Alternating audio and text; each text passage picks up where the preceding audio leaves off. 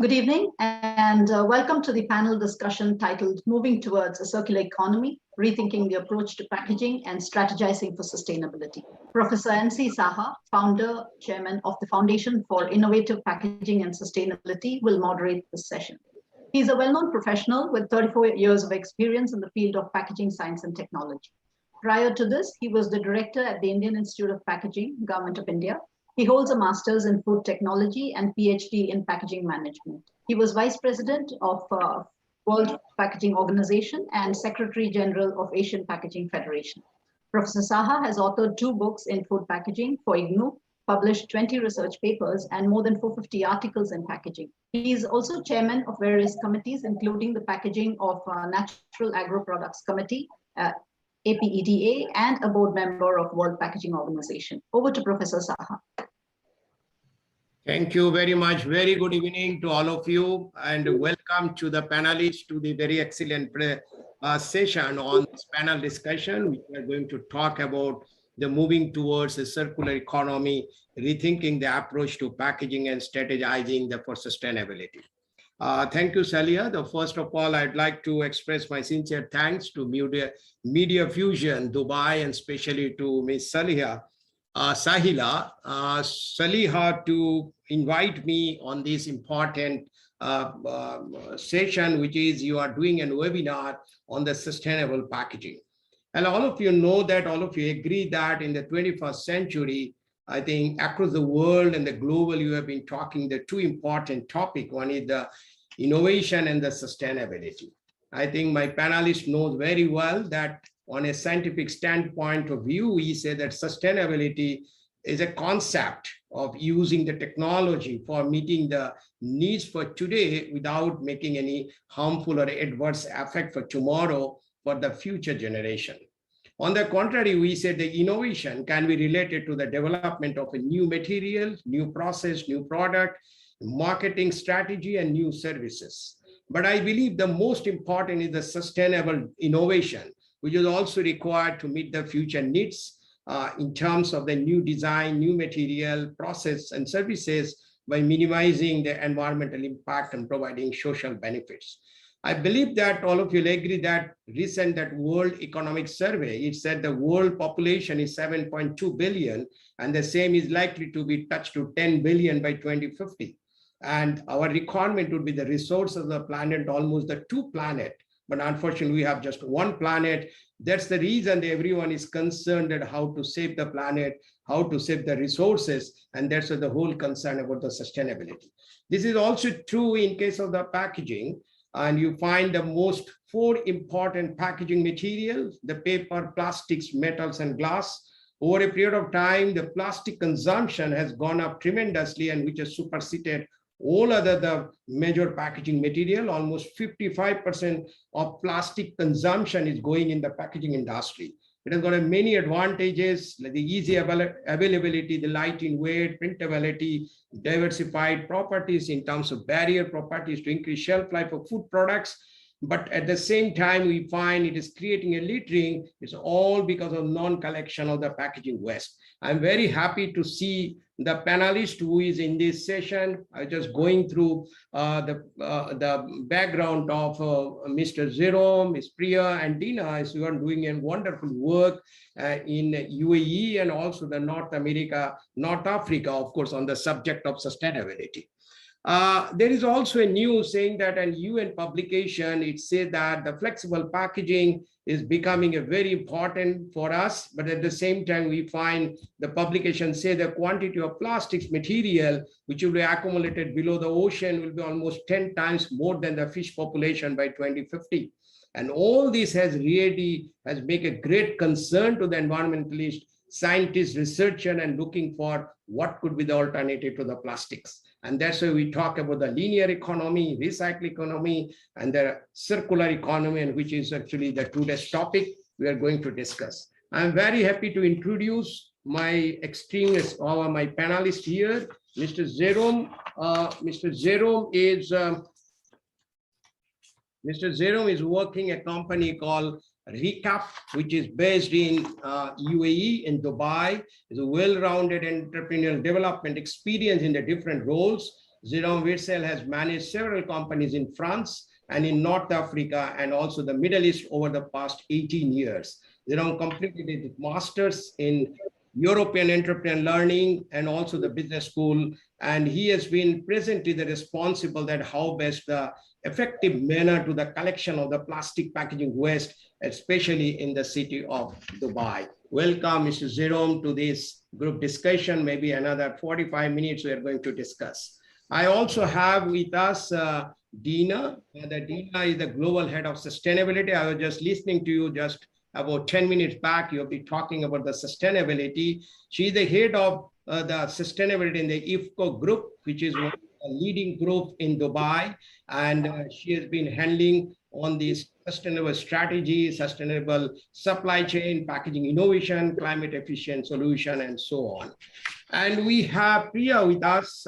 Priya is working in a famous company, the Unilever, and Priya has got an experience more than, I believe, 2 decades, but she's working in Unilever from February 2008 as a corporate communication manager on the Middle East, now also in North America, which is MENA, and based in Jebel Ali, Dubai, which is the regional Unilever headquarters. Prior to joining Unilever, Priya has worked as a global advertising agencies, including FCB, Ulka India, and Equity Advertising, which is an affiliate to the Grey Communication and Loco of this Egypt. With this background, I thought let's start our questions. I'll first start the questions with Priya, because Priya, you are Unilever is being the global FMCG company. I'm very happy to say that I was the director of the Indian Institute of Packaging. Almost 60 of my students are working in Unilever, and not only in India, even in UK, and they are also my students are in US market. So that's why I have an affiliation to the Unilever, and your company has a huge consumption of all kinds of packaging material. It's the paper, plastic, glass, but I think mostly it is the paper, plastics, and glass. Sustainability is your portfolio, and you are responsible for many countries. You are responsible for Turkey, Russia, Ukraine, Belarus, Unilever, of course, Unilever UA.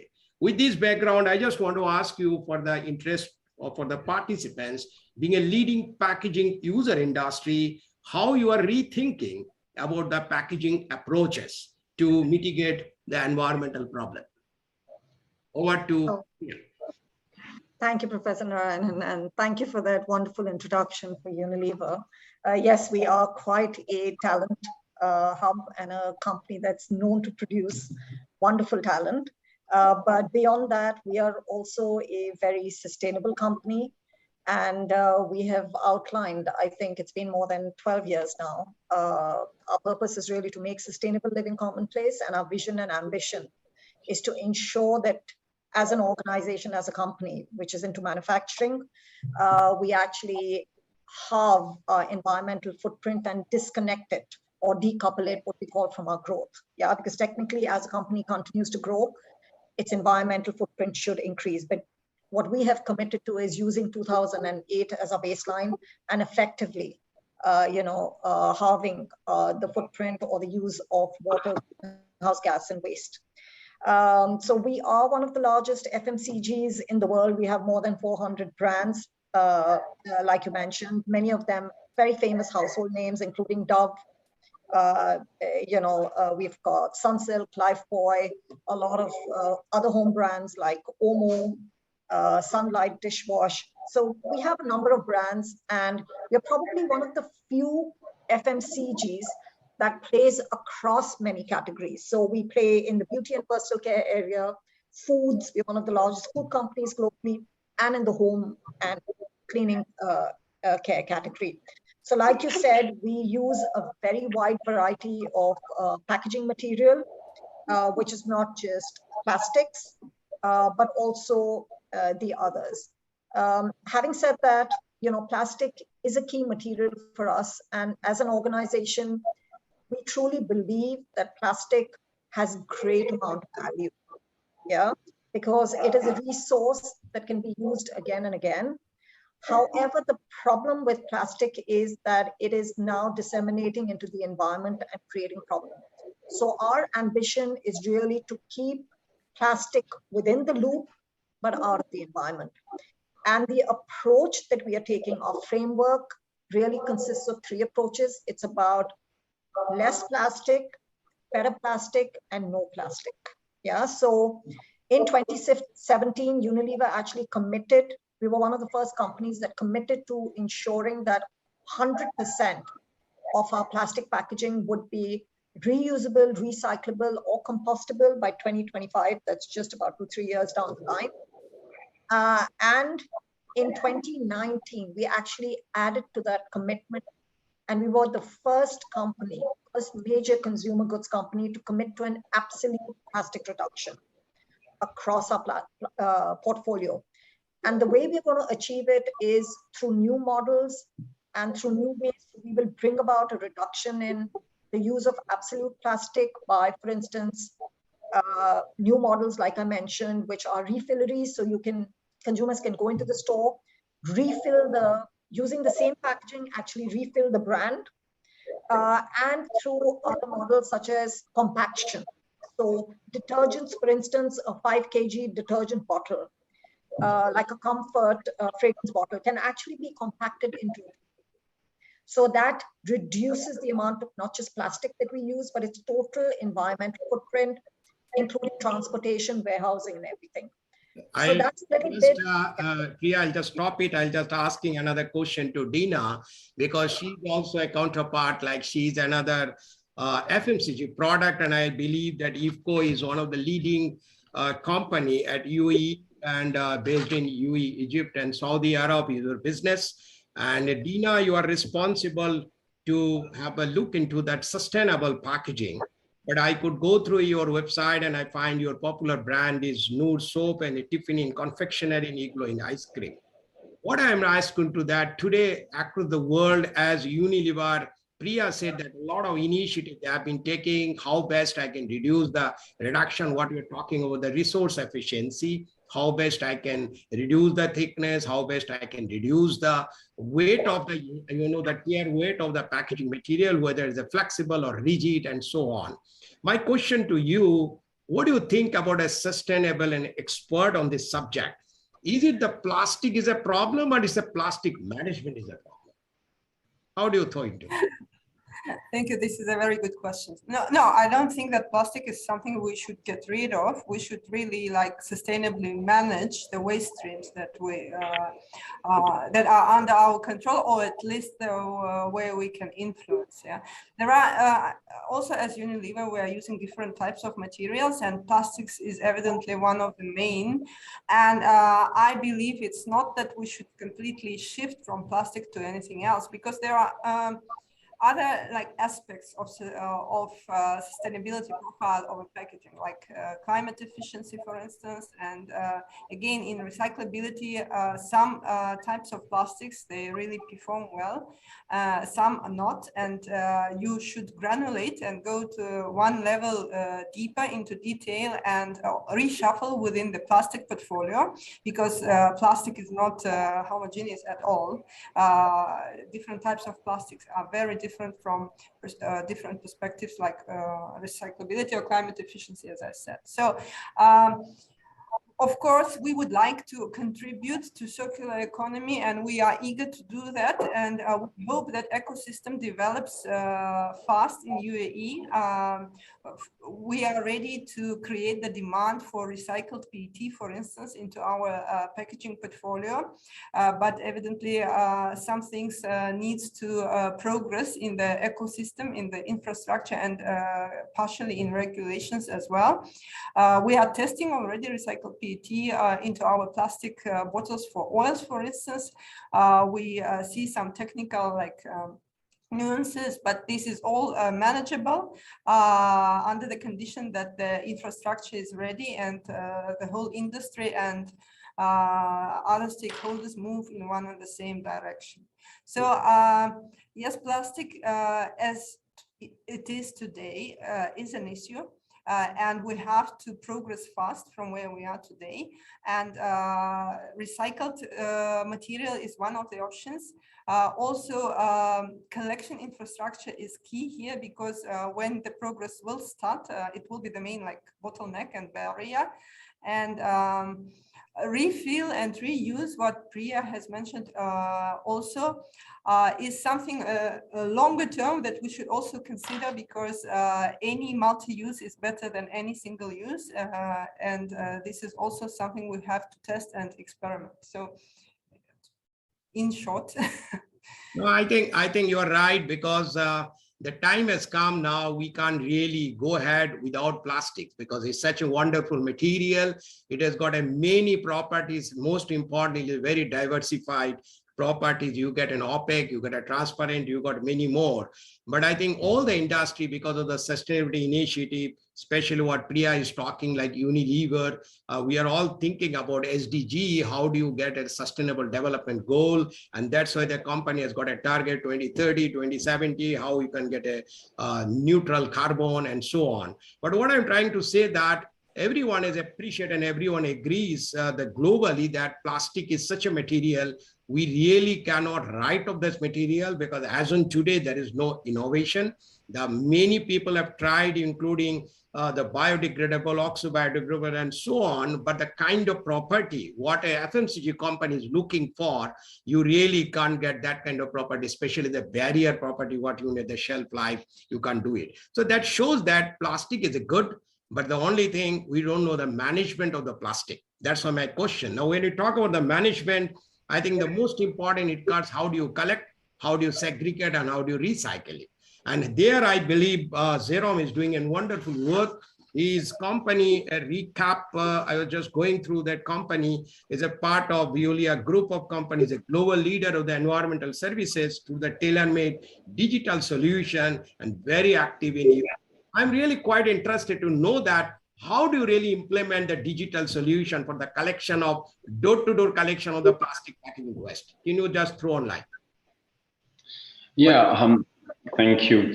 We decided to implement a digital solution because we were in face of a very difficult situation that allowing us to say that it's very difficult today to collect any recyclable in the current situation because of what is currently in place. So in order to be able to have a collection rate which is much higher than the current one, we do believe that it was important for us to reach in an easy way the end user, because we know that the plastic coming to the household for those consumers is because they are buying products for retailers and they need to get rid of them. And the only way for them today, it's mainly in the UAE, to dispose their recyclable into a general waste bin, or sometime, if it's possible, not for anyone here, for all of us here in the UAE, Dubai or Abu Dhabi, for instance, you have some difference. So it's difficult to find a way to get rid of it. And a way for us to reach the consumer easily and to provide a convenient solution was a digital solution, enabling for anyone to request for a collection online and to provide a service which is free also, because it's important at the beginning, if you want to spread a lot of awareness, if you want to educate people, to provide a service for free.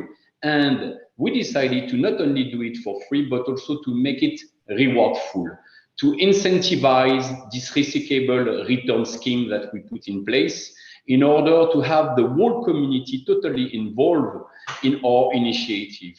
And we saw how it was a success because we start from scratch in January 21, and we have now more than 25,000 people who register into the application. We do a 1,500 collection every week, and we are able to collect 1.2 tons every single day between Abu Dhabi and Dubai. And you need to know that we started Dubai only 3 months ago, so it didn't scale up yet in Dubai. Yeah, what I want to know that it's a very good initiative. You have been able to collect so much of the packaging waste. But what is the end of line? Do you have the solution that change, that segregation and recycling? What do you do that? Yeah, for us, it was mandatory to find a solution. As Veolia, a waste management company, as you said, leader on this industry, we could also send all the recyclable that we collect in different recycling facility belongs to Veolia. But those facilities are abroad, and we don't want to do that. We want to keep the value of the recyclable in order to create a local economy and a circular economy here in the UAE. So we decided to work with local companies. And for instance, the majority of the plastic that we collect with Recap is mainly, for 60% of them, PET. And with the PET, we decided to work with a third party, a facility, a site, an industry available in the market here in the UAE, who recycle our plastic bottle that we collect into polyester fiber in order to produce pillows and cushions. So we are doing currently a downcycling, but the business model of Recap go further than this. We are going to develop and to build our own recycling facility of PET. It will be available in 2025, and we will be able for the first time to close the loop in the UAE from bottle to bottle. Excellent. So I think this is well established that how to really complete the loop on the circular economy. And I'm sure, and not only in UAE and North Africa, even to the Asian countries like India, we have been able to do a very success story, especially for the PET bottle. And that's why even our government of India is talking about bottle to bottle concept, how really can complete the loop. I just switch over a question to Priya again. Priya, in this, all the FMCG company, and especially Unilever, Cadbury, Johnson, everybody is now worried about two important aspects. One is the single-use plastic and the EPR. Now, I just want to know the single-use plastic, SUP, which has become really a global issue. And it has caused the marine pollution, and that's the way I was talking about 10 times more plastic than the fish by 2050, and that's the guess, that's the estimation. And I think that's why the whole FMCG company is thinking how to go about it. I just want to know in your Unilever, because you are in a global leader, and what is actually the scenario, especially in UAE? Are you really thinking about a single-use plastic? Because according to me, I believe if you really remove the single-use plastic, then most of the packaging industry will be closed down, because many packaging product is a single-use plastic, maybe the small pack, unless you go to the bigger pack. So what I want to know from your comment about what kind of sustainability initiative has been taken by Unilever to get rid of or to compliance with the single-use plastic. So, Professor Nayan, see, single-use plastic is any plastic that is used once for a short period of time and then disposed of by the consumer. Yeah, it could be a bottle of shampoo. On the other hand, it could be it could be a shopping bag, which is an LDPE. Yeah. So I think it's first important to understand that not all plastic is equal. Yeah. There are some plastics, like you had mentioned, and Jerome and everybody. PET has a very high value. Yeah, which is why it's collected and reused. So does HDPE as a rigid material. The only thing is right now in all of our markets, whether you look at MENA, you look at Russia, you look at Turkey, Israel, we don't have the converters. Yeah. So the first step really is for manufacturers like ourselves to ensure that from a design perspective, yeah, we start designing for recyclability, because I think it's very important to understand that packaging, merely because it is packaging, is not all recyclable. Yeah. For packaging to be recyclable, it has to be, number one, monomaterial. Yes. Yes. And for many of our products, especially, for instance, if you get lotions, yeah, you take a bottle of lotion which has a pump, yeah, to disperse the product. Now that one material, that one bottle of lotion is made up of many different materials. It has a spring inside, which makes it effectively non-recyclable. Or then you could have certain bottles which are black bottles, like our Tresemme bottle is a black bottle. It cannot be seen by the machines which segregate. Yeah. So there is a lot of work that we're doing at the design end, and we've been doing it for the last 7-8 years.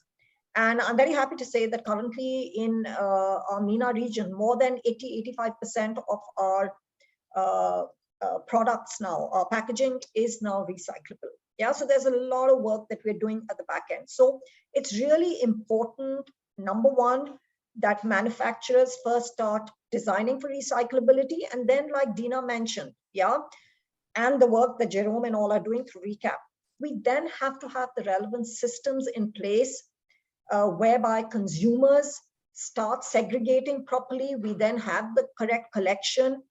We have the segregation happening, and then the conversion. Yeah. So all this will ensure that that we implement the full circularity and derive the value from the material. Now, as companies, most of us, I can tell you, and especially at Unilever, we are very much in favor of EPR, or what is called extended producer responsibility, whereby the producers like ourselves, we actually take responsibility for the packaging we put out in the market. So we are, which is why actually we were working with RECAP with Jerome and his team last year when he piloted RECAP in Abu Dhabi. So there were a few companies where we supported that work. We're also doing a lot of work with the government in the UAE, and this is work we've been doing since 2018, 2019. Yeah. And what we're really pushing for is the whole extended producer responsibility to become play in the market, and not just as a voluntary thing, because you cannot have just a few players, a few companies like IFCO, Unilever, Nestle, Pepsi saying we will do this. It has to be everybody working together, and it's not just manufacturers. It has to be municipalities that collect, environmental service providers like Veolia that end up collecting. You have to have recyclers in place, converters, so that we then get our material back and can put it back into our packaging. Well said. I believe what you said, very, very two important aspect. Every industry, all the FMCG company really looking for to get rid of or to compliance with this SUP, the single-use plastic. I think many companies working, including Unilever, they're working how best we can have a single layer of polyethylene or a plastic material. Like PET is in the rigid section, but if you come on the flexible, many people are working on that. Can I manage only on a polypropylene and polypropylene? So it could be either single layer or it could be a single family. So that it's very easy, the recyclability, so that you can facilitate to do that. Other thing you also mentioned, saying that it's not only alone that your brand owner can really take the responsibility. It has to be starting from the raw material, the converter and brand owner, including the government authority. I believe personally that this needs to be a consortium, and that consortium can only function to that. It's not really separately that government say they are only putting here to make the policy making and just to make the rule. It's not that they have to be a part of this entire responsible entire mission, then it can be successful. Okay. So, Professor Narayan, I just want to mention that I have to say that the government out here has really been playing a stellar role, and being very, very effective and participative, working with industry, getting industry view, and really supporting. Thank you. I think that's the way it can be come to a solution, because alone, like the collection, what the Jerome is doing, or you as FMCG company, you can't do it. The government support is really very much required. I just want to ask to the Dina, you have a confectionery. Do you think that your confectionery product, you are not only depending on plastics, you are also using metals? What is the format of the various packaging format of your product? Excuse me, can you repeat the last part of your question? Do you have a confectionery also in your group? Yeah, but one of many. Yeah. One of the group. Okay, so Tiffany brand, it's not depending on plastics. I believe it's also coming in the metal container. Am I right? Our portfolio is very wide. It's not confectionery is one of many things, and we use all kind of materials in our packaging. So how do you that? I just want to know on a sustainability point of view, to my understanding and knowledge in India, PET is a very well established mechanism. The value chain has been already created to the end of line solution, but unlike in other packaging materials. So in case of metal, in India, it's really different in metal and glass or even a Tetra Pak. So what is the scenario in Dubai and in your company is following? when it comes other than plastics? Well, I believe that when we talk about the country waste management system, it shouldn't be designed for one material only, or for a group of materials like plastics, because so that it depends. But in general, the first step into separate collection would be, especially with the barriers among the population that is not yet accustomed to this, is to separate into recyclables and non-recyclables. Because this way, at least at the level of a country, but not a separate company, at least at the level of a country, you could this way separate and recycle much more at a lower cost than if you start, one material, another material, and something else. Because the consumers are not yet there. They need to, to create a habit, and one of the ways is, to cover all recyclables. But it depends. Of course, it depends on specific conditions that are like under infrastructure. So, I mean, it shouldn't be one stream for metal cans, for instance, or one stream for glass bottles, unless it's a refillable, system that could exist in glass for sometimes. Yeah. So I believe that we shouldn't separate one material as such. We should look at the whole system, and I'm sure government does it this way. And the second thing is then, recyclability is not the only thing that we should think about, because there are other things like climate change. Because if you take the metal or tin, as you said, yeah, it's a very good material from the perspective of recyclability. Yeah, it's usually very collected at a very high level and easily recycled. But if you take the climate change perspective, if you take the LCAs, metal is very, very heavy for climate change, and much times and many times higher than paper or plastics. And there is no one and only metric where you can say this packaging is sustainable, this packaging is not sustainable. And we should think of like holistic approach and assessment. Life cycle assessment is one of the methodologies that could be used.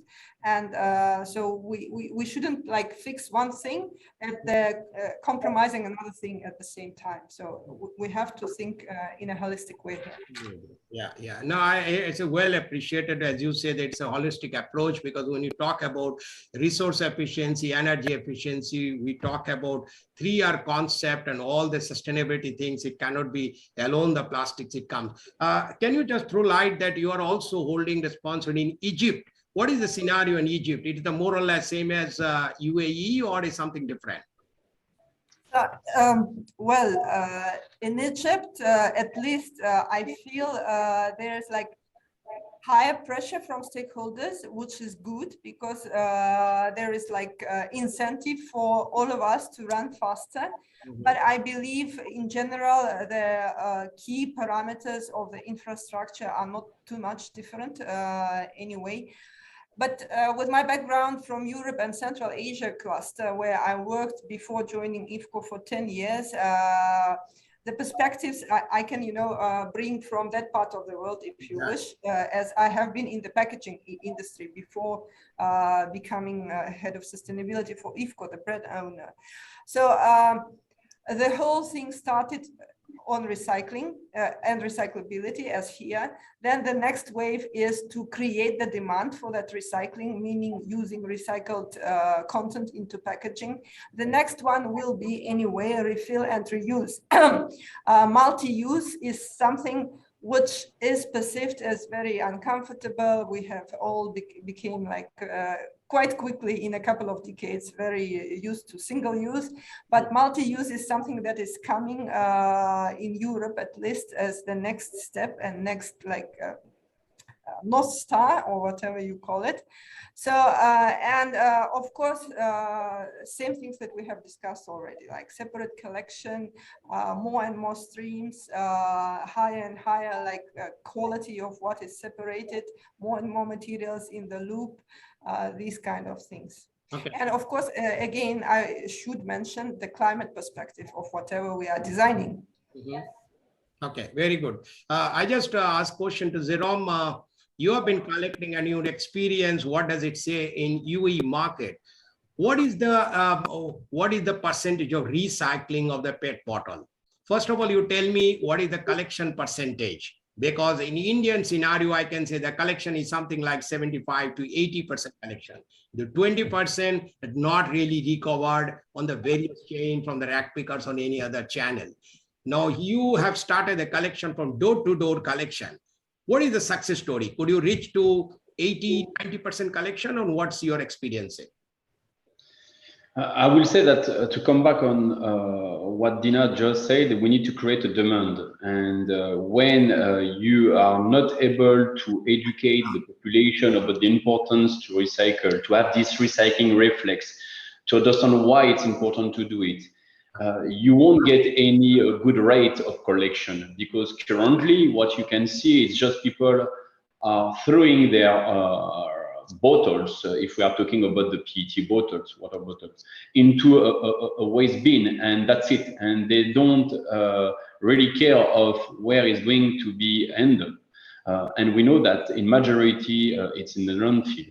And why? Because there is no segregation at source. So when we are talking about recycling, we need first to focus on the collection system and how we can increase this collection rate by a different way. It's not only with recap, it's with all the involvement, the commitment of all the stakeholders, starting from the government, putting in place some rule, as we said before, and also from the waste management company, implementing a accurate system of collection by convincing also their clients by implementing a different way. You need to be able to get rid of your recyclable from your doorstep, but you can also find some disposal area where you can go and have a more meticulous segregation in order to put the right thing at the right place. And this is not the case today. So the first thing to do, if you want to reach the goal of the UAE in 2030 to divert 75% of the waste from the landfill, you can start with the consumer, because the consumer is the majority of the waste coming to the landfill. After, you can focus with the industrial and commercial waste, for example, from the construction. But if you focus on the consumer, you will educate the new generation. So I will say that Priya was totally right when she said that everyone needs to be involved, talking about the government, but also the brand owners like Unilever, the retailers like all the retailers that we know, all of us, and the converter, the transformer, recycler, and of course the consumer. All of them need to be involved to understand that all together with different initiatives like Recap or many, many others, we can have a big step in order to protect the environment. And today, the success that we had, it's very easy to understand. We start to collect in Abu Dhabi with a rate of rejection of 15 to 16%. It means that the bag was not so compliant. We were able to find into the recap bag that we give for free, which is transparent in order for the collector to check if the right recyclable are in the bag. We saw a high rate of rejection. Today, after a year, we have less than 4%. It means that when you spread awareness, when you provide tips, when you help people to understand what to do and how to do it, you get a good objective, which is to reduce the waste into the general waste and to be able to collect more. So the challenge that we face today, if I can say, is to convince, like Priya said, not 1, 2, 3 companies working with us and helping us in terms of logistics, helping us in terms of communication, because this is what we ask from the brand owners, but financially also to get some support in order to continue to provide this service for free. But we don't need this support from 5 companies, but from all of them, because at the end, we are able to create a system which is financially sustainable by the densification. The more you have people, the more you will have access to this recyclable. So you will capture enough feedstock in order to push companies, from the private sector in the waste management industry to invest locally and to develop new way to recycle not only the PET, but we talk about the HDPE, for example, the polypropylene and all the other recyclable, like for example, the aluminium, which is endless recyclable. So only when you will be able to demonstrate that the volume is there, we have the volume, but the volume is the landfill. If you're able to demonstrate that you can capture this feedstock, then the investment of the private sector will be here, and they will get also the support from the government. Okay. Priya, based on his comment, what I want to know that, do you think that there is a gap of the lack of education is required to the company or the consumer? Or what is your comment on that? On the waste management, do you think that there is really a gap between the manufacturer and the consumer, and they need to educate? Absolutely. So, I mean, if you're talking specifically about the UAE, which is, this is primarily an expat market. So you have a very wide range of consumers who stay here. You get people from Europe who are, of course, very aligned with the agenda. And then you get others from Southeast Asia or Asia who maybe are not so much. So, and I think it's not just about driving awareness, but educating on how to do it correctly. Because I think Jerome is best placed to advise that you could have consumers giving you their waste for recycling, but if it is not segregated properly, then it becomes a big problem, right? And it is that kind of waste that ends up going to either energy to waste, which is a loss of great material just because it's not segregated properly. So I think this is a big job to be done in our markets, and it becomes a lot more challenging because out here the rate of people leaving and new people coming into the UAE is very high. It happens, the kind of churn happens about once every 3 years. So you have to constantly do the education, drive the motivation until the habit is built up. Now I have a question. This educational campaign, who should do it? Is the brand owner or the collection or the converter? According to you, who should be responsible, or the consortium? I think, see, at the end of the day, it's an investment, right? And the person who sees the maximum value to be derived from it, I think in a way, that's the person who needs to do it. So it could be the consortium because they need the correct waste. Yes. Having said that, I think, especially at this point of time, I think there's a big opportunity to drive this message for manufacturers. Yeah, because sustainability, we know today, can be a great marketing tool and a very effective strategy for differentiation. Yeah. So, it's a big opportunity out there, but you cannot, and this is something we've discussed as a coalition, you cannot just drive awareness when you don't have the collection in place. Yes. Yeah, because you're just going to create a lot of angst and a lot of frustration amongst consumers, and a loss of trust. But if I can, I would like to add something regarding this. We saw that when we start the collection at the doorstep of the resident and citizen, a very enthusiastic behavior. But we saw that it was not possible for us just to collect PET because we want to build a recycling facility. So we focus on all the other plastic, and people were not able to understand what is it, what do you mean, which kind of plastic do you want. So we have been able then to set up a strategy in terms of marketing to provide tips and to give more information. And then we saw in 22 that if we continue to do it for individuals, for household, it won't be enough. So we start in 22 to put in place a program, a school program, to educate the new generation. And we, for example, today we had a presentation at the Dubai Police School in order to spread more information about the importance and the recycling reflex. And also, we decided to do the same with companies.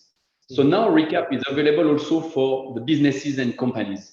So we build a workshop, a recycling workshop that we are able to run in different companies. And then we invite the companies to start to use Recap at their offices.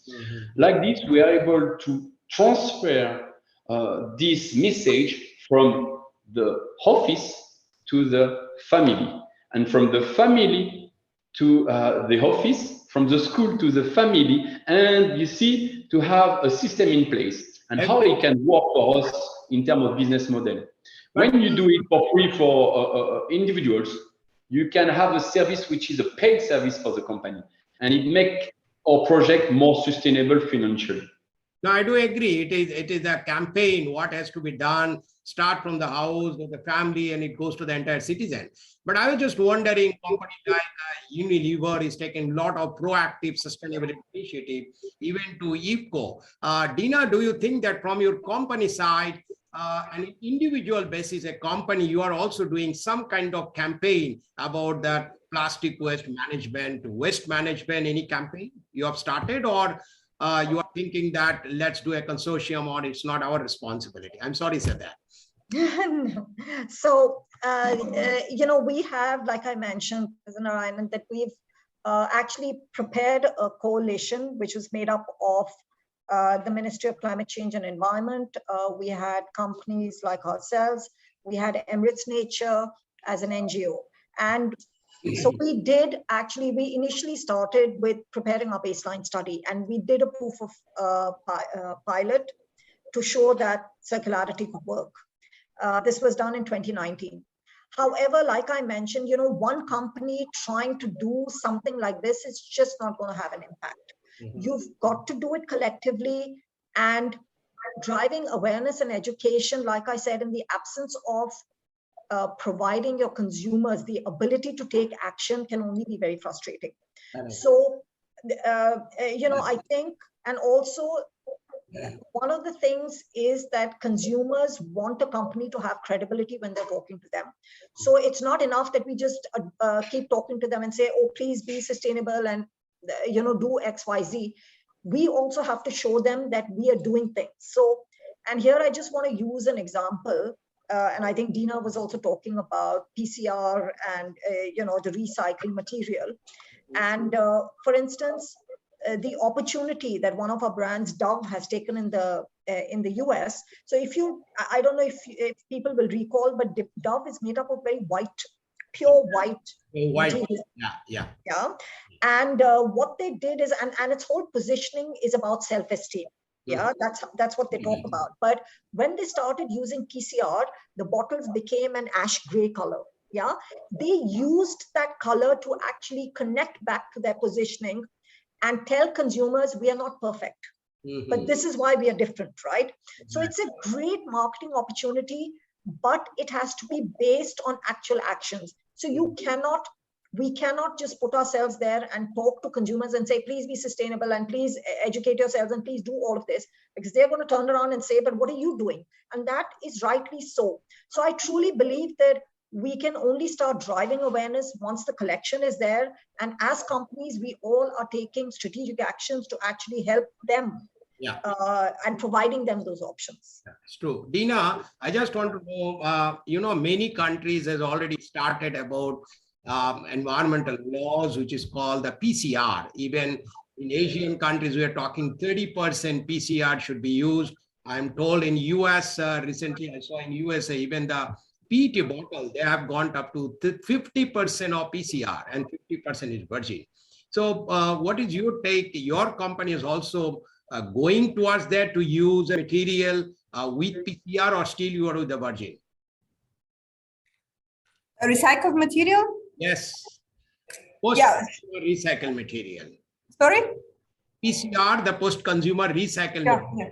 Of course, we are looking forward to the moment we are able to do that. And I know that the big project is coming from Veolia, and heard today from Jerome that it's going to start 2025. Absolutely. this is the way, again, to create this circular economy loop. This is the way to make the whole value chain work, because otherwise, you know, you can educate, you can promote, you can make your portfolio recyclable packaging and so on. But if there is no real demand, in scaled demand, then it will not really running fast. For instance, now in Europe, there is a shortage of PET because the regulation is in place, and sometimes the prices go skyrocketing because there are much more stakeholders interested into getting that raw material. Then the raw material is there. Then the countries start introducing the bans for export of the waste and so on. And I think this is the right direction. And the day there is recycled PET, for instance, in the market, when we solve all the technical details, it will be definitely what we want to do as the nearest steps, you know, from our side. I'll just have the last question. I think our time is another 2 minutes more. When you talk about the PCR, I think the entire Southeast Asia and UAE, even North Africa, there is a lot of shortage of the PCR, good quality PCR, which you can really make bottle to bottle. For example, PET bottle, if you make the bottle and make the collection, segregation, and do a flax, and the same flax, you make it preform and make it again, blow the bottle and do it, which you say the bottle to bottle concept is very difficult. So I'm told in Europe, already they have launched a scheme, I think all of you might be knowing, is called DRS, the deposit return system, where you can give it money and take it back, so that at least you are able to get cleaned post-consumer waste. And that helps you to get a clean material when you get a PCR material, because PCR is becoming very high demand, and PCR can be only, as Dina is talking, to complete the loop, you can do it. So I just want to know your general comment on the DRS concept, what is in Europe, and some of the the US, some states has already implemented the DRS concept. Do you think that that would be a best option for UAE and this African market, or it is not the time has come? This is not the right time. What do you say? Yeah, Professor Narayanan, I can go one of the things. So Abu Dhabi, for instance, is looking at introducing a bottle return scheme. But having said that, bottle return schemes are extremely expensive. Yeah. Yeah. Even countries like Germany have had to bear a very, very high cost to implement them. Yeah. So in my view, I truly feel that it is going to be a very expensive proposition. Yeah. And it's a very limited proposition, because there are only, you would primarily look at beverage companies to do this. Yeah. Whereas, like Dina mentioned, it should go across the entire value chain, number one, and across all materials. Yeah. The second is, it also, the use of PCR requires the relevant regulatory approval. Yeah, because one of the things we have found in our research locally in the MENA region is that consumers are not very open to using packaging that has been recycled. Mentally, they are not comfortable with it. They have not that mindset to take it. It isn't. So that is why the regulation becomes very important, because it gives them confidence. And that is then supported by the education and the awareness building and marketing that's done. Thank you so much. I think to conclude it, what we have understood this last 40 minutes discussion, that there are few things we understood, that a sustainability, what it's not an issue which can be done on an individual basis. It has to be a collective efforts to really make a sustainable initiative. Though the individual company, the brand owner, they are doing own, the collection company like Recap is doing their own, but I believe it has to be make a consortium, where I think I'm very happy to note that in UAE government is making a very proactive role, and that's the way the entire nation, the entire world has to work into that. As I also take another point, as you rightly said, that regulation is very much important, though we are talking about the PCR material and especially the consumer, because packaging, as all of you know, that is a consumer driven technology. We can do anything, but if the consumer does not accept it, then your whole research is zero. Now, especially the FMCG company, they have to depend on the consumer. Now, if the consumer say that I want a plastic bottle or a plastic pouch which is only made from virgin, they feel it is safe. But the moment you say to recycle, they start thinking something wrong. So I think until unless the perception is changed among the consumer unless there is a regulation from the government. But at the same time, I believe there is a huge scope for the education, the knowledge to be given to the consumer from top to bottom. Just to making a policy, it may not be really the right way to make an effective, sustainable solution. Thank you so much to the lovely panel here. I've really enjoyed with Priya, Dina, and Jerome. I think in future, again, we'll connect to all of you. Thank you so much. Yes. Thank you. So much. Thank you. Yes. Thank you so much, Professor Saha, for moderating this session. And I'd also like to thank all the panelists for a very informative session on a very significant topic. And again, we'd also like to take a moment to thank all our sponsors, including the platinum sponsors, Thug Leaf Industries and Recap, and gold sponsors, Buruj, SIG, and Tetra Pak. I'd also like to thank all those who attended various sessions through the day. Hope you all enjoyed the conference. We are also very happy to announce that the Sustainable Packaging Conference will be an in-person event in 2023. So stay tuned as we will be announcing the dates for the same soon. Okay. With this, the Sustainable Packaging Conference comes to an end, but the networking facility will be available through the week. So do take advantage of this opportunity to meet and network with industry colleagues. Thank you very much. Thank you all. Thank you. Thank you. Thank you, Dina. Thank you. Bye. Bye-bye.